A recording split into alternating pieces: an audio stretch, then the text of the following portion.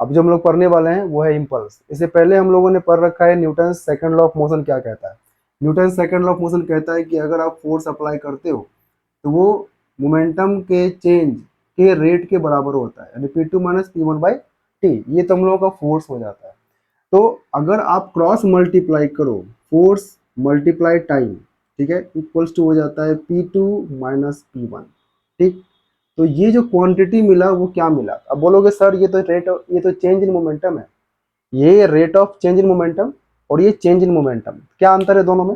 तो ये change in momentum को आप इम्पल्स भी कह सकते हो, क्योंकि impulse equals to force into time होता है। क्या होता है? Force into time. और वो फोर्स इनटू टाइम किसके इक्वल होता है? चेंज इन मोमेंटम के। ठीक है, तो आप डिफाइन कर सकते हो इम्पल्स है क्या। इम्पल्स है प्रोडक्ट ऑफ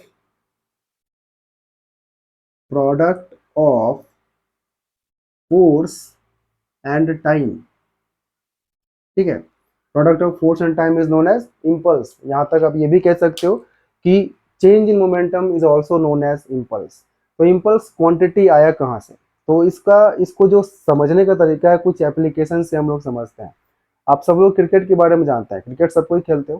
क्रिकेट खेलते टाइम क्या होता है, जब बॉल आता है तो जो फील्डर है वो बॉल को पकड़ने की कोशिश करता है, लेकिन जब भी वो बॉल पकड़ता है आप ध्यान देना कि वो हाथ को पीछे की तरफ ले जाता है। ठीक है, ऐसा वो करता क्यों है? या फिर आप खुद सोच लो, आप भी जब किसी चीज को कैच करते हो तो आप हाथ को थोड़ा सा नीचे लेके आते हो या थोड़ा पीछे लेके जाते हो।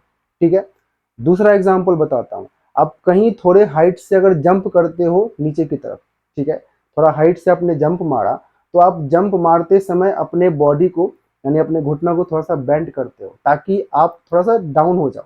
ठीक, तो ऐसा आप करते क्यों हो?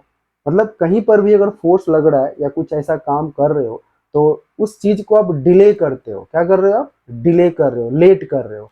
मान लो आप जंप किए, जैसे ही आप जंप करते हो तो आपका पैर थोड़ा सा नीचे की तरफ झुक जाता है। ऐसा क्यों करते हो? तो पहले ये सोचो कि ऐसा क्यों नहीं करना चाहिए। अगर मान लो कि आप चाहते हो कि मैं सीधा खड़ा रह जाऊं, ठीक है, मैं जंप किया और सीधा खड़ा रह गया, तो क्या असर होगा? और फिर से जंप करता हूं और अपने घुटना को मोड़ लेता हूं, थोड़ा सा नीचे झुक जाता हूं, तो क्या असर होगा? दोनों में अंतर है। अगर आप सीधा स्ट्रेट रह जाते हो तो आपको चोट ज्यादा लगेगा, लेकिन थोड़ा सा अगर आप बेंट हो जाते हो तो आपको चोट कम लगेगा। वहीं अगर बात करते हैं फील्डर के बारे में, वो जब कैच पकड़ता है तो अगर वो हाथ पीछे की तरफ ना करे और डायरेक्ट कैच को पकड़े तो क्या होगा कि उसको हाथ में बहुत ज्यादा चोट लगेगा।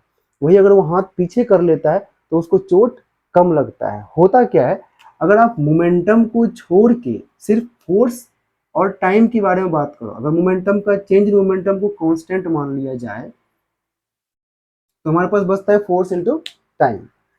Combined effect is known as impulse. तो देखो, अगर मैं डिपेंड यहाँ पे इसको इस तरह से लिखूं, फोर्स प्रोपोर्शनल टू 1/टाइम, तो इसमें कोई दिक्कत नहीं होना चाहिए। क्यों? क्योंकि force into time equal to constant है, तो फोर्स इक्वल्स टू हो जाएगा कांस्टेंट बाय टाइम। तो इस तरह से आप कांस्टेंट को हटाते हो तो force inversely proportional to time हो जाता है। इट मीन्स अगर आप टाइम इंक्रीज करोगे, देखना, टाइम इंक्रीज करोगे तो क्या होगा? फोर्स डिक्रीज होगा, सीधी सी बात है। और अगर आप टाइम डिक्रीज करते हो तो फोर्स इंक्रीज होता है। क्या मतलब है इसका? ऐसा हम कर क्यों रहे हैं? तो बस इसीलिए कर रहे हैं ताकि फोर्स का इम्पैक्ट कम हो जाए। ठीक है, तो फोर्स और टाइम का कंबाइंड इफेक्ट हमें इम्पल्स देता है। ठीक है, फोर्स और टाइम का कंबाइंड इफेक्ट क्या कहलाता है? इम्पल्स। तो हमने जब कैच करते टाइम हाथ को पीछे किया, तो जैसे ही बॉल हमारे हाथ के कांटेक्ट में आएगा हम हाथ पीछे करेंगे। हाथ जैसे ही हमने पीछे किया, क्या हो गया कि हमने कांटेक्ट ऑफ टाइम को बढ़ा दिया। ठीक है, पहले डायरेक्ट कैच पकड़ना, ठीक, सपोज करो उसमें तुमको टाइम लगा होगा 0.1 सेकेंड। ठीक, और जैसे ही मैंने कैच पकड़ना चाहा और हाथ को पीछे किया तो लगभग मैंने टाइम बढ़ा दिया 1.5 सेकेंड। ठीक है, तो आपने क्या किया? टाइम बढ़ा दिया। अब टाइम जैसे ही बढ़ाओगे तो जो फोर्स लगने वाला था आपके ऊपर वो क्या होगा? घट जाएगा। ठीक है ना, क्योंकि मोमेंटम जैसे ही चेंज होता है फोर्स लगता है। ध्यान देना, मोमेंटम चेंज हुआ, फोर्स लगा, तो हमारे पास ये तो है ना मोमेंटम चेंज। आप जब बॉल को पकड़ते हो तो क्या होता है? मोमेंटम चेंज होता है। ठीक है, तो मोमेंटम चेंज का जो ड्यूरेशन है उसे घटा के या बढ़ा के आप फोर्स का इम्पैक्ट कम या ज़्यादा कर सकते हो।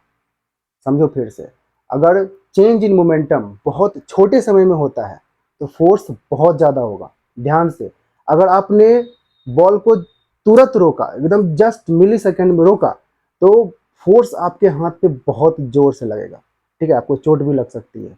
वहीं अगर आप मोमेंटम का जो चेंज हो रहा है, यानी कि बॉल को आप रोक रहे हो, तो अगर आप रोकते समय उसके चेंज का ड्यूरेशन बढ़ा दो, ठीक है, यानी कि उसके वेलोसिटी को धीरे धीरे धीरे धीरे कम करो, आपने क्या किया, टाइम बढ़ा दिया, तो यहाँ पे आप क्या कर रहे हो, फोर्स का इम्पैक्ट कम कर रहे हो। समझ में आ रहा है? तो फोर्स का इम्पैक्ट ड्यू टू टाइम, तो वो कहलाएगा आपका इम्पल्स। यहीं से हम लोग इम्पल्स के बारे में समझ सकते हैं, और जो मैंने एप्लीकेशन दिया उससे भी आप समझ सकते हो कि इम्पल्स होता क्या है। ठीक है, तो ये सारा डाटा हो जाता है इम्पल्स के बारे में। ध्यान देना, टाइम बढ़ेगा फोर्स घटेगा, टाइम घटेगा फोर्स बढ़ेगा। अब इसका हम कुछ यूनिट के बारे में बात करते हैं। तो इम्पल्स इक्वल्स टू क्या है,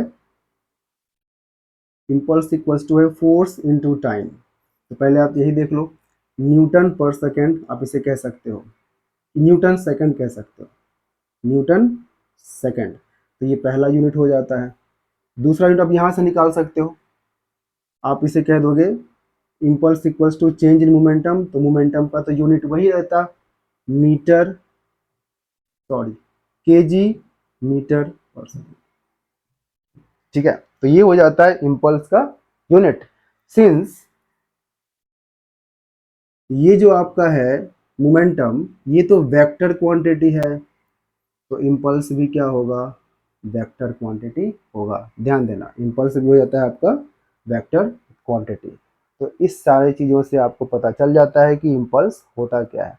तो कभी कभी पूछेगा कि what are the application of impulse, या फिर ये भी पूछ सकता है, या जो मैंने एग्जांपल दिया, what are the examples of और the application of Newton's second law of motion.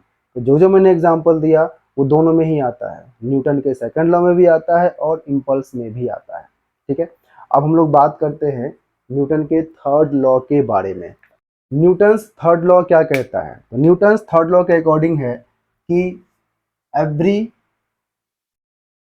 Action has an equal and opposite reaction.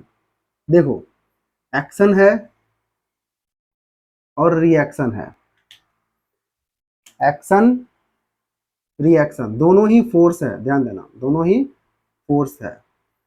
सबसे बेस्ट एग्जांपल बताता हूँ, मैंने इस मार्कर को हाथ में रखा है, मार्कर में मास है, ये इसके कारण एक वेट क्रिएट हो रहा है जो कि नीचे की तरफ जाना चाहता है। अगर मैं छोड़ूंगा तो नीचे जाएगा, मतलब इस पर नीचे की तरफ एक फोर्स लग रहा है, लेकिन मैं इसको रोक के रखा हूँ। इसका मतलब मैं क्या कर रहा हूँ, इसके द्वारा लगाया गया फोर्स के ऊपर मैं अपना फोर्स लगा रहा, मतलब इसने लगाया एक्शन और मैं लगा रहा हूँ रिएक्शन। मैं बोर्ड को प्रेस करता हूँ, बोर्ड अंदर जाए ना जाए वो अलग बात है, बोर्ड को जैसे ही मैं प्रेस करूंगा बोर्ड मेरे ऊपर लगाएगा रिएक्शन और मैं क्या लगा रहा हूँ, एक्शन। तो हमेशा कोई भी ऑब्जेक्ट होगा वो अगर एक्शन करेगा तो उसे रिएक्शन जरूर मिलेगा। ठीक है, एक्शन और रिएक्शन जरूर मिलेगा। ध्यान से, अगर मैं इस पर फोर्स लगा रहा हूँ ना, तो मेरे द्वारा फोर्स लगा है बोर्ड के ऊपर, तो बोर्ड चला गया, बोर्ड पे लगा एक्शन, बोर्ड ने मेरे ऊपर लगाया रिएक्शन, यानी मेरे ऊपर आ रहा है रिएक्शन। यानी एक्शन रिएक्शन हमेशा इक्वल ऑपोजिट होगा, बट अलग अलग ऑब्जेक्ट पे होगा। समझो इसको, ये है हमारा ऑब्जेक्ट, इस पर हमने लगाया दूसरे ऑब्जेक्ट से फोर्स, ठीक है, इसने इस पर लगाया फोर्स इस साइड, तो ये हो गया एक्शन। लेकिन ये ऑब्जेक्ट अब इस पर रिटर्न में फोर्स लगाएगा जिसे हम लोग कहेंगे रिएक्शन।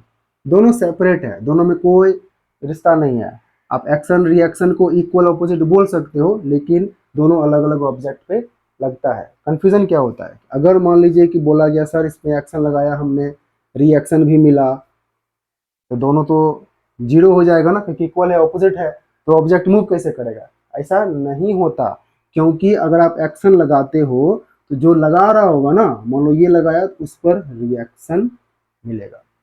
ठीक है, इससे रिलेटेड और बातें हम लोग अगले वीडियो में चर्चा करेंगे।